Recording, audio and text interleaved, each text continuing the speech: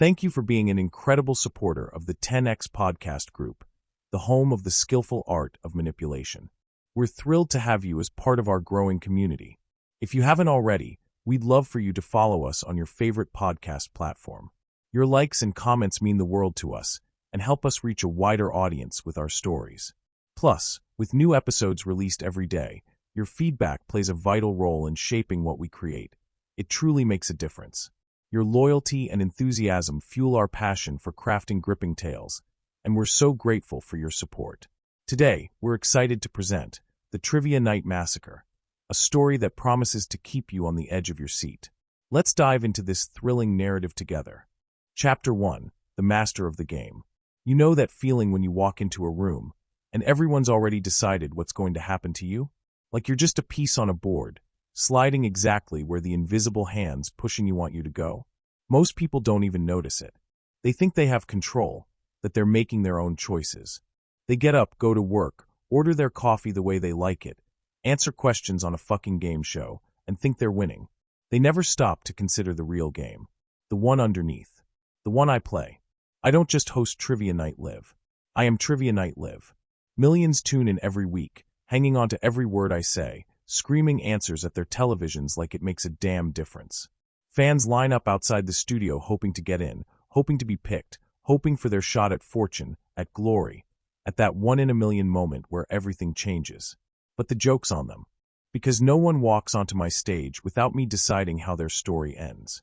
I don't use rigged cards or earpieces. No cheap tricks, no staged questions. That's amateur shit. What I do, it's art. Before a contestant even steps foot on my stage, I already own them. Weeks before they ever hear their name called, before the cameras roll, before the lights blind them, I'm already inside their head. I find them when they're still nobody. People with debts hanging over their heads like execution orders, dreamers scraping rock bottom, losers drowning in regret. I pick them apart, whisper in their ear, pull their strings, reshape them. And they don't even realize it's happening. They think they chose to be here.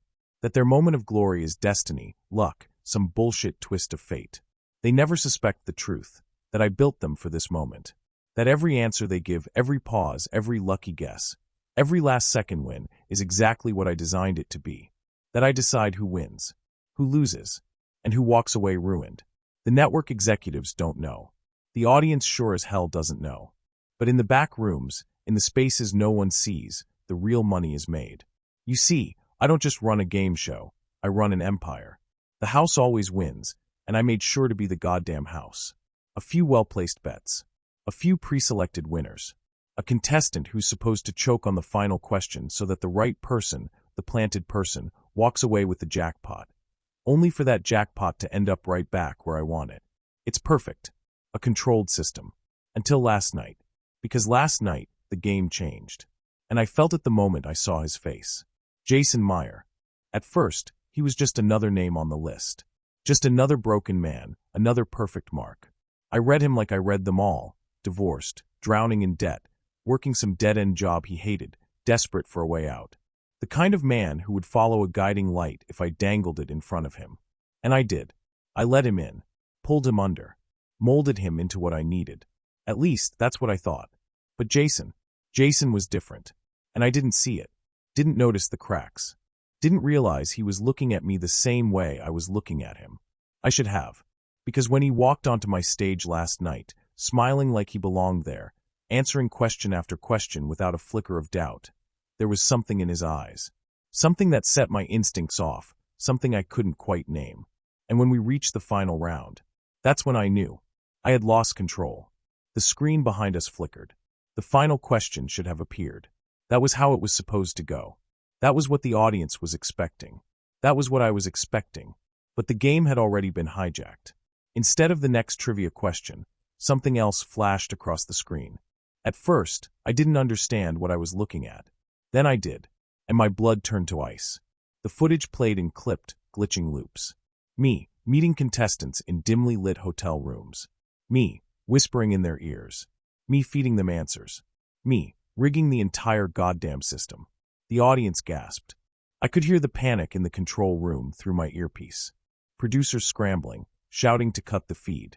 Security shifting behind the cameras. But Jason just stood there. Grinning, I turned to him, my mind racing, my instincts firing. "Jason," I said, voice steady, still playing the role, still trying to keep control. "What the hell do you think you're doing?" He met my gaze, and in that moment I saw it. He had set me up. He had turned my own game against me. And then he spoke. "Final question, Alex." The lights buzzed. The cameras stayed rolling. The whole country was watching. Jason took a slow step forward, his grin widening. "What's the host's real name?" That was the moment I knew I was fucked. Chapter 2, The Perfect Mark. There's an art to picking the right contestant. Not just for the show, but for the real game. The one that happens behind the cameras, in the shadows, where fortunes rise and fall before a single question is even asked. The wrong person can break the entire system. The right person? They don't even realize they are the system. That's why I don't take chances. I don't choose just anyone to be my golden boy.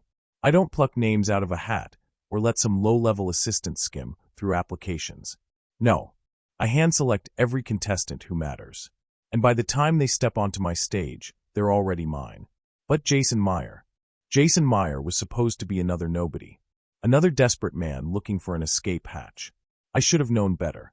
I should have seen the cracks. But I didn't. And that mistake cost me everything. I first saw Jason's name on the list 6 months before his big night. Contestant screening logs, potential candidates. It was just another file, another series of data points attached to a face I hadn't yet bothered to study. But then I read his background. 34. From a dead-end town no one gave a shit about. Divorced, 2 failed businesses, gambling debts so high he probably had bookies waiting outside his door. No stable career. No savings. No future. In short, he was perfect. I'd worked with men like Jason before. The kind who carried regret like a second skin, who had learned how to choke down humiliation, who were so used to losing that when you dangled the illusion of a win in front of them, they'd snatch at it with both hands. That was what made them the best marks. You don't rig a game show with plants who are already winners. You use the ones who are drowning, the ones who need hope more than they need money. And Jason needed both. The first time we met, it wasn't in some corporate casting room. It wasn't in a green room at the studio. No, that's what the cameras would have people believe. That contestants just apply, that they get a lucky call, that they show up to the studio and hope for the best. The real process is different. The first time I met Jason Meyer, it was in a cheap hotel off the strip, the kind that smelled like broken dreams and stale cigarette smoke. He didn't look like a game show contestant. He looked like a man one step away from putting a gun in his mouth. "Sit," I said, gesturing to the chair across from me. I was already sipping my whiskey, already watching him over the rim of the glass. Jason hesitated, his eyes darting to the door like he was reconsidering being here at all. But he didn't leave. He sat. "Do you know why you're here?" I asked. A dry laugh. I assume because I applied for Trivia Night Live.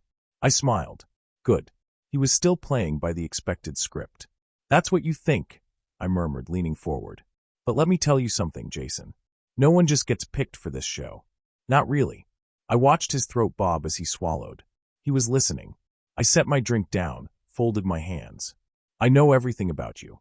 Your debts, your businesses, your divorce, your little incident at that casino in Atlantic City." His entire body tensed. "Good. Let the fear set in."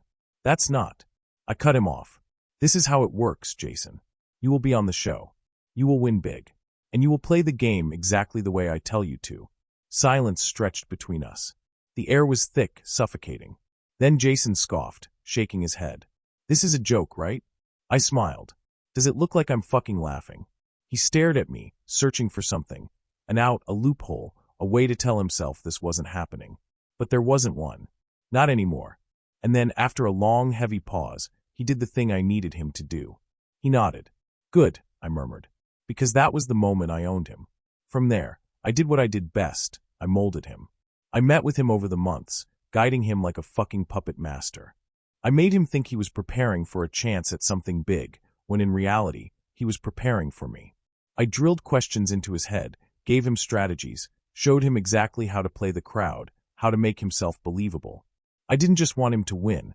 I wanted him to earn it in their eyes. I wanted him to make it look real. And he did. By the time he stepped onto that stage, he wasn't Jason Meyer anymore. He was my perfect contestant. He was ready. Or at least, that's what I thought. When he walked onto my stage that night, everything was going exactly as planned. He played the nervous underdog role perfectly. The audience ate it up. The first few rounds flew by, each answer perfectly calculated, each hesitation precisely measured. He was flawless. But something felt off. A shift in the air. A small thing, barely noticeable. A flicker in his eyes, a slight curve at the corner of his mouth that wasn't there before. I ignored it. I told myself it was nerves, that it was the adrenaline of the moment, that he was just caught up in the rush of the game. But I should have listened to that instinct. Because then, the final round hit. And Jason looked at me with eyes I suddenly didn't recognize. And that was when I knew. I had just made the biggest mistake of my life. Chapter 3, The Reveal. The stage was alive, humming with energy, the audience on the edge of their seats, eyes wide, breathless, caught in the illusion of the moment. To them, this was just another game show, another high-stakes final round where an ordinary contestant stood on the precipice of life-changing fortune. To them, Jason Meyer was just another hopeful, another wide-eyed dreamer about to take a shot at destiny. But I knew better. I always knew better. Except this time I didn't. And that was the moment I realized I had underestimated the man standing across from me. Final question, I announced, my voice smooth, commanding, weaving the suspense like a master puppeteer pulling invisible strings. My hand hovered over the card on the podium, the one that should have had the final question printed on it, the one that the producers had prepped, the one that should have set the stage for Jason's final act. Jason, who had played his part perfectly up until now. Jason, who should have been looking at me with barely contained anxiety, with the nervous excitement of a man on the verge of $1 million win. Instead, he was grinning. Not just any grin.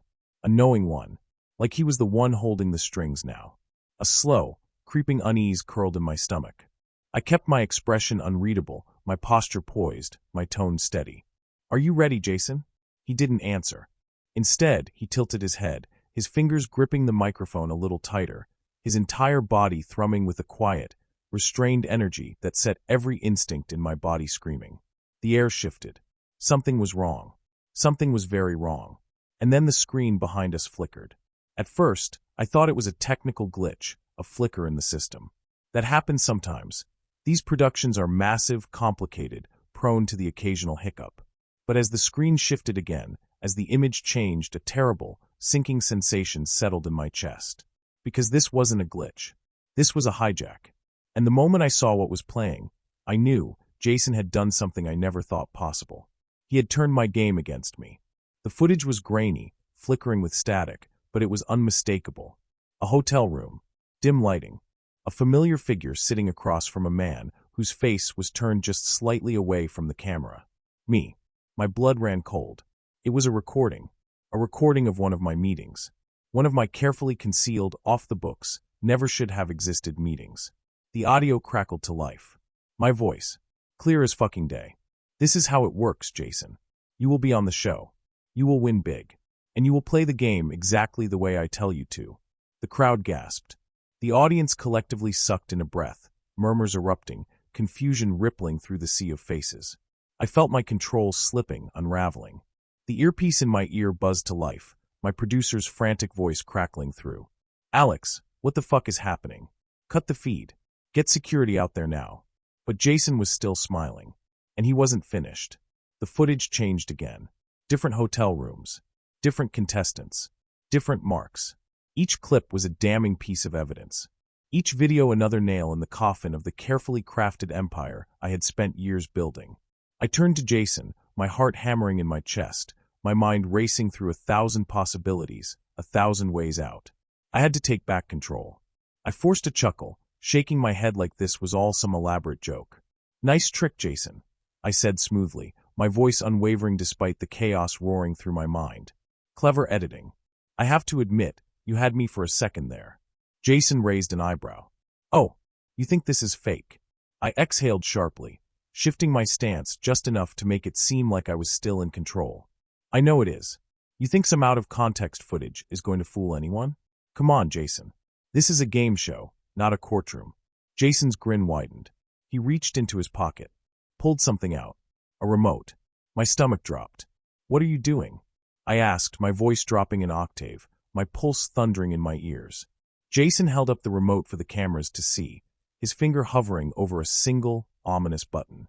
"I'm giving the audience a choice," he said. The screen flickered again. And suddenly, it wasn't just the secret footage anymore. It was bank records, wire transfers, shell company names tied directly to the rigging. And worst of all, my real name. Not Alex Monroe, beloved host of America's favorite game show. No, the name before that. The one I had buried. The one I had erased. The one that, if it came out, would mean more than just the end of my career. It would mean the end of me. The audience wasn't just gasping anymore. They were shouting. Producers were screaming in my earpiece. Security was rushing toward the stage, but Jason didn't even flinch. He looked at me, still grinning, and lifted his mic. "Final question, Alex," he said, drawing out my name, his voice laced with a sick kind of satisfaction. "One last shot for the jackpot. And I promise you, it's $1 million question." I clenched my fists. My body was tense like a coiled spring, every muscle primed for action. Jason turned back to the cameras, holding the mic close, his voice dropping just enough to make the moment land like a hammer. "What's the host's real name?" Silence. Horrible, suffocating silence. I felt the weight of 1,000,000 eyes on me. Felt the shift, the change, the loss of control. Jason had just done what no one else had ever managed. He had turned me into the contestant. And now, the whole world was watching me lose. Chapter 4, Checkmate. The studio was a fucking war zone. Producers screamed in my earpiece. Security rushed onto the stage, hands hovering over concealed weapons, ready to yank Jason off the air by force if necessary. The audience was a sea of chaos, gasping, murmuring, some even pulling out their phones. No doubt already live streaming this disaster to millions more who weren't watching the show yet, but soon fucking would be. And in the middle of it all, Jason Meyer, smirking, standing tall, holding all the cards. This wasn't a contestant anymore.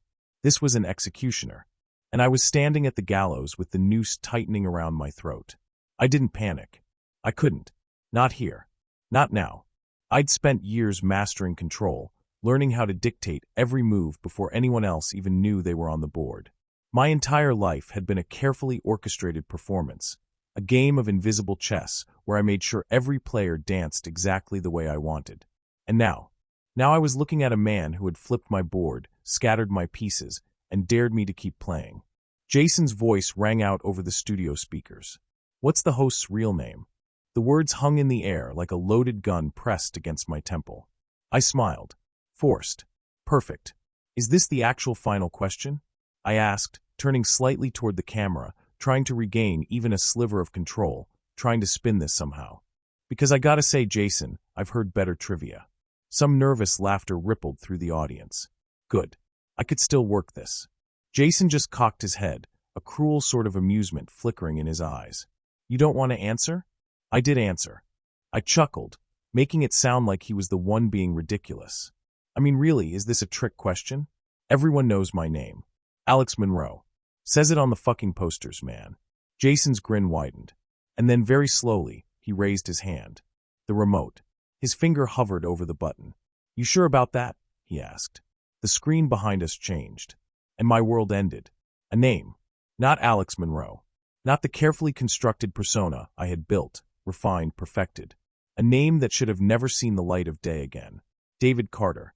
A name that carried weight.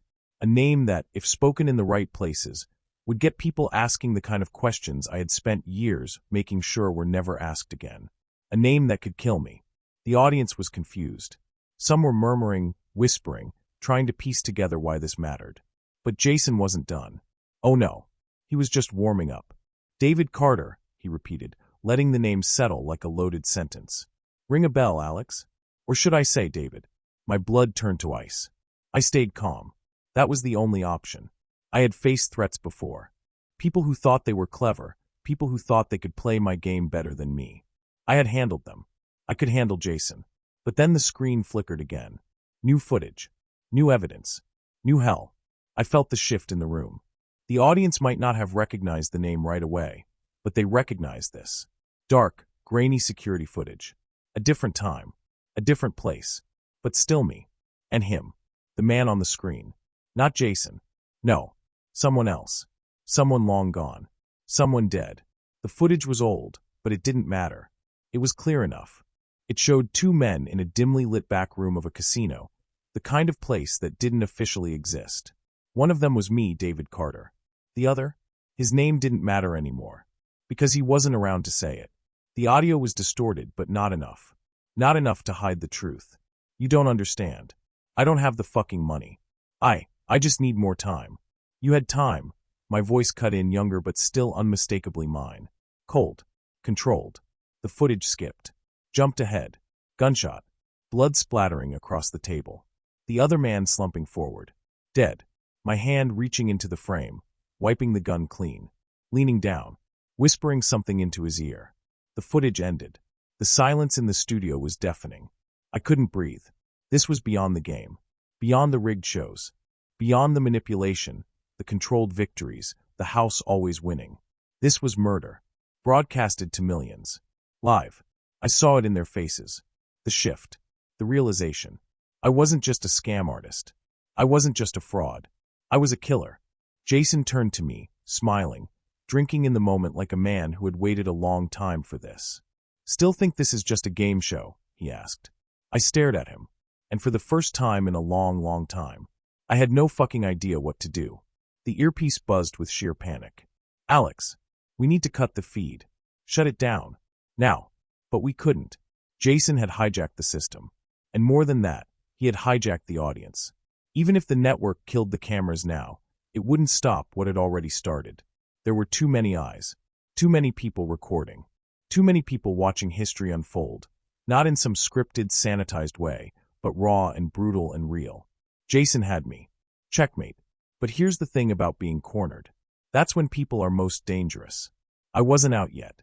And if Jason thought he had already won, he had no fucking idea what game he was actually playing. I glanced toward the security guards lining the edges of the stage. They were waiting. Waiting for a single cue from me. Waiting for permission to act. Because unlike Jason, they weren't interested in justice. They were interested in protecting an asset. And right now, I was the most valuable piece on the board. The house always wins. And tonight, this house was about to cash out in blood. Chapter 5, The Lies We Bury. There's a moment, just before the knife hits the skin, just before the gunshot echoes, just before the blade slides between the ribs, when time stretches. When the world slows down, and you feel every pulse in your veins, every breath, every tiny movement around you. I felt that moment now. Standing under the blinding lights of Trivia Night Live. Staring into the face of a man I had thought was a pawn, but who had somehow become the executioner. And realizing, in a way that settled deep into my bones, that this was not just a game anymore. Jason Meyer had done the impossible. He had flipped the script. He had turned my own stage into a courtroom, my audience into a jury, and me, the host, the one who always controlled the show, into a man with a death sentence hanging over his head. And all it had taken was a single fucking name. David Carter. The name I had buried. The name I had erased. And now, it was playing on a giant screen behind me for the entire world to see. My mind was a war zone. Every instinct I had screamed at me to act, to control, to take back the power that was slipping through my fingers like sand in a storm. But how the fuck do you control a room when your darkest secrets have just been broadcasted live? When a murder, one you had made damn sure would never see the light of day, was suddenly playing on screens across the country. The audience wasn't whispering anymore. They were staring. At me. At the footage looping behind me. At Jason, who was still holding that fucking remote like a detonator to a bomb that had already exploded. He was drinking it in. Watching me. Waiting. For what? To see me break. To see me confess? I took a slow breath. My body was still, but inside my mind was racing. There had to be an out. A way to pivot. A way to survive. I had lied my way out of tighter corners before, but never one like this. I turned toward Jason. Smiled. Controlled. Smooth. Because that was my skill, wasn't it? No matter the chaos, no matter the storm, I always kept the mask intact. You know, I said, my voice carrying over the dead silence of the studio. I gotta give it to you. That's a hell of an expose. Almost like something you'd see in a movie. Jason said nothing. Just waited. So did the audience. They were listening, hanging on to every word, desperate to understand what the fuck was happening. So I did what I always did. I controlled the narrative. I turned to the cameras, making sure my expression was one of disappointment, as if I was the one who had been let down. "This is what we're doing now?" I asked, shaking my head. "Come on, Jason. Really? You want to win so bad you had to dig up this nonsense? You think slapping my name on some old mob hit suddenly makes me guilty?" The audience murmured. I pressed forward. "You do realize how easy it is to fake shit like this, right? AI. Deep fakes. Hell, you can make the Pope do a TikTok dance with the right software these days." I let out a cold chuckle. "But this is sloppy." I turned back to Jason, saw the muscles in his jaw tighten ever so slightly. There it was. A crack. I pressed harder. "Did you really think you'd come on my stage, hijack my show, throw up some grainy bullshit from God knows where, and people would just believe it?" I spread my arms. "What's your endgame, Jason? Huh? You wanted to win? You wanted to be famous? Well, congratulations, you've got 5 minutes of fucking fame. But when this is over..." I smirked. "You're gonna be begging for a lawyer, buddy." More murmurs in the audience. A shift in the energy. I could feel them hesitating. I could feel them questioning. And for a split second, I thought I had him. But then Jason did something I didn't expect. He laughed. A slow, quiet chuckle. Low at first, but then it built. Like he had expected me to do this. Like he wanted me to try. And then he turned toward the cameras. "Ladies and gentlemen," he said, his voice dripping with something dangerous. "You see what he's doing, right? He's spinning. He's dancing, trying to get out of it. Classic move. Classic host move." He looked back at me. "But here's the thing, Alex." He paused, then smirked. "Or should I say David?" The audience reacted to the name again. Jason kept his eyes locked on mine. I knew you'd try to play it off. And then he did something that really made my stomach drop. He pressed the button on the remote again, and a new recording played. A voice recording. My voice. Clear as day. "Take care of him. Make sure there's no body to find. No loose ends. If there's a problem, you fucking fix it." The room erupted. Gasps. Shouts. It didn't matter what I said now. It didn't matter how much I tried to twist the truth. This wasn't some grainy video that I could argue was manipulated. This was my fucking voice. Undeniable. Inescapable. Checkmate. I felt something shift in the air. The security guards. They weren't looking at Jason anymore. They were looking at me. Waiting. For orders. And that's when I knew. I had one move left. Because if I stood here and let this moment play out, my career was over. My empire was over. My life was over. But if I acted, if I made a move right now, I might just have a chance. I inhaled deeply, turned to Jason, and smiled. A slow, dangerous smile. And then, before he could react, I lunged. Straight for his throat. Chaos. Screams. The security team moved fast, but not fast enough. I crashed into Jason, slamming him backward, knocking the remote from his hand. It clattered to the floor. Jason gasped, but I didn't give him time to breathe. I gripped his collar, yanking him close. Whispered, low and lethal, so only he could hear. "You think you've won?" My voice was venom. "You think you're fucking smart." His eyes flickered with something. Fear, anger, realization. I tightened my grip. "You have no idea who you just fucked with." Then I pulled back, fists still clenched. Jason looked up at me and grinned. A slow, bloody grin. And that's when I saw it. That's when I realized. This wasn't over. Not even close. Because Jason had one more move left. And the whole world was still watching.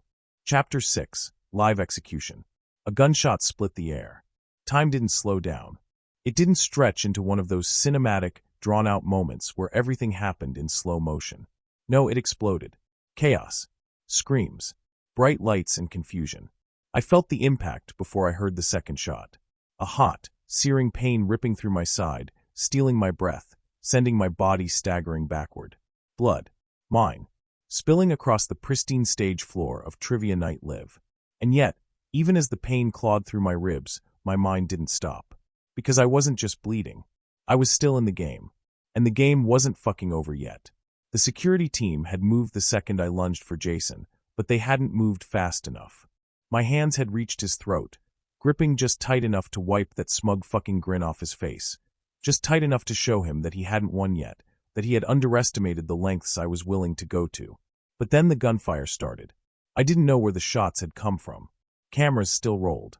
The audience was in hysteria, people ducking, some running for the exits, some just frozen, unable to look away. And Jason had scrambled back the second the first shot rang out, slipping from my grasp, staggering to his feet.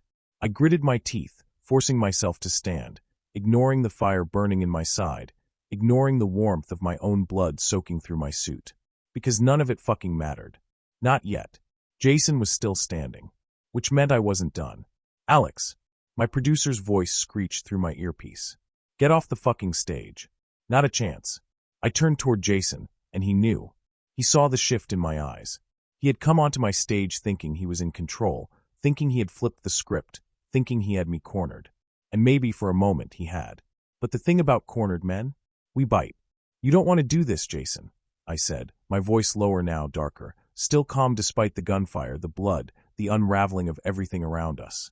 Jason wiped at his mouth, chest heaving, eyes wild, but there was no hesitation there. He wanted this. You don't get to call the shots anymore, Alex, he spat. You don't get to talk your way out of this one. My lips curled. Don't I? Jason blinked, just a flicker of uncertainty. And then I lunged.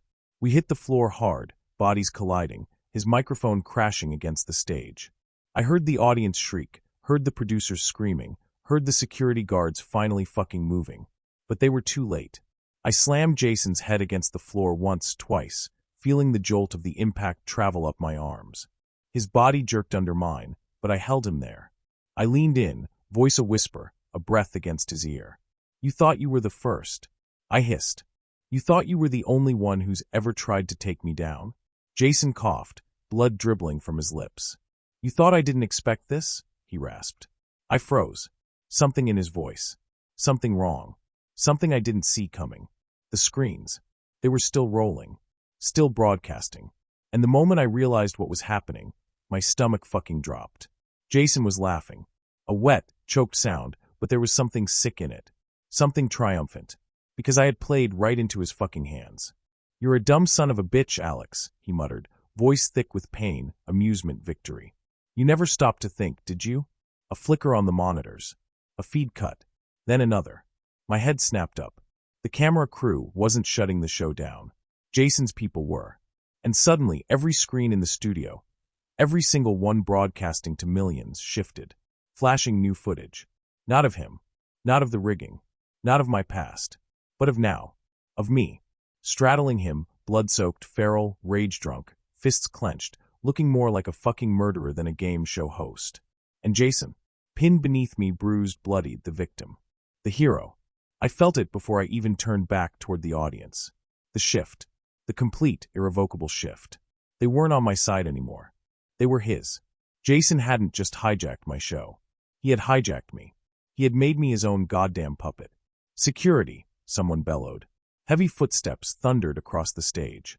I barely had time to react before a pair of hands ripped me off Jason, another set forcing me to the floor, pressing my face hard against the cold, slick surface. I growled, struggling, but I fucking knew, it was too late. The cameras had seen everything. The world had seen everything. And Jason had won. The last thing I saw before they dragged me away. Jason Meyer, lying on his back, chest heaving, laughing. Lifting his microphone, blood dripping from his lips, and speaking 3 final words. Ladies and gentlemen. And then through the chaos, through the screaming, through the fucking end of my empire. He turned his head just enough to look me in the eye. Game over. Chapter 7, The Last Question. The moment they dragged me off that stage, I knew it was over.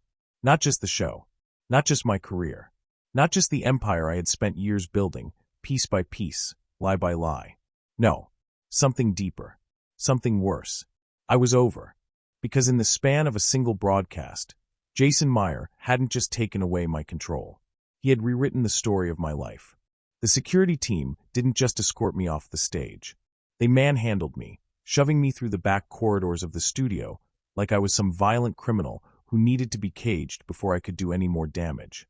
The pain in my side was secondary now, a dull, throbbing burn that barely registered against the sheer rage surging through me.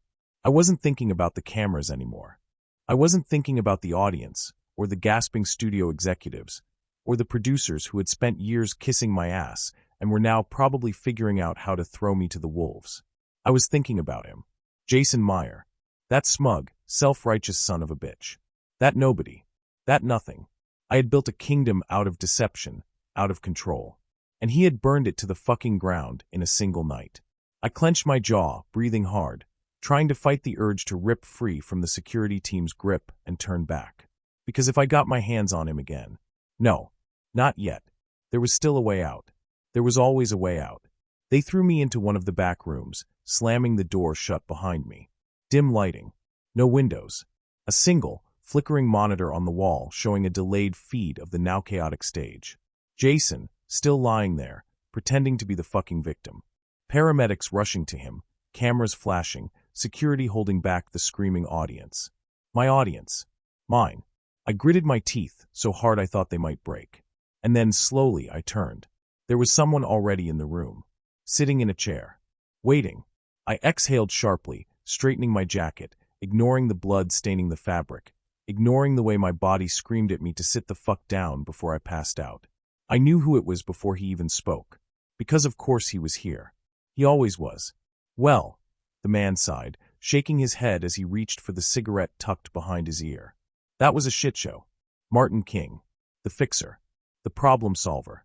The guy you called when the ship was sinking and you needed to decide whether to patch the holes or start throwing people overboard. I had worked with Martin for years. He wasn't part of the show, not officially, but he was part of the real business. The part that made sure the wrong questions never got asked. The part that made sure the contestants played their roles and never got too curious. The part that cleaned up when things got messy. But I had never seen him look at me the way he was looking now. Like I was the mess. Like I was the fucking problem. I exhaled through my nose, forcing myself to stay calm. You gonna lecture me? Martin took his time lighting his cigarette, inhaling deeply before exhaling a slow stream of smoke. You tell me, Alex. He paused. Or should I say, his eyes flicked toward the screen, where my real name still flashed in bold letters. David? My jaw tightened. You know how many people just watched that? He continued, tapping his cigarette against the ashtray beside him. You know how many agencies are probably pulling files right now? How many networks are scrambling to distance themselves? How many sponsors are calling their lawyers? I didn't answer. I didn't need to. Martin leaned back, shaking his head. Damn shame. Another drag. I really liked this gig. Fix it, I said. Martin arched an eyebrow. You've cleaned up worse, I continued, my voice measured, controlled, forcing my exhaustion into the background. This doesn't end here. I nodded toward the screen. Jason thinks he won, but he's sloppy. He doesn't understand how deep this goes. Martin studied me for a long, silent moment. Then he chuckled. You really don't get it, do you? Something about his tone made my skin prickle. I straightened. What the hell is that supposed to mean? Martin stubbed out his cigarette, shaking his head like he actually felt bad for me. It's already done, man. I narrowed my eyes. No, I said, my voice low, dangerous. Not yet. Martin sighed. Then he reached into his jacket, pulled out his phone, and tossed it onto the table between us. Watch. I picked it up. Hit play. And the moment the video started, my stomach dropped. Because it wasn't just the studio feed anymore. It wasn't just the exposé. This was something new. Someone, Jason's people, no doubt, had started pulling old footage, digging up interviews, finding old clips. And in between every shot of the game show, every damning piece of evidence was me. Spliced together. Edited. Twisted. Turning me from the charismatic host into something else. A fraud. A criminal. A killer. And the worst part, it was working. I could see the comments flooding in, scrolling too fast to read. Hashtag exposed. Hashtag cancel Alex Monroe. Hashtag murder trivia. News anchors were already running breaking stories. Lawyers were already making statements. The police were already issuing warrants. I set the phone down, exhaled slowly, and for the first time in a long, long time, I felt it. The loss. The checkmate. Jason Meyer had done what no one else ever had. He had beaten me. Not just in the game. In everything. Martin stood, stretching lazily. So, what's the move, boss? I didn't answer right away. Because the truth was, I didn't know. For the first time in my entire life, I had no fucking clue what the next step was. The walls were closing in. The clock was running out. And this time, there was no right answer. No way to talk my way out of it. No way to win. Not this time. I swallowed. Then slowly I stood, adjusting my jacket, forcing the pain away. And then I met Martin's gaze. Cold. Determined. Because I might be out of options. But I wasn't out of fight. Not yet. Not fucking yet.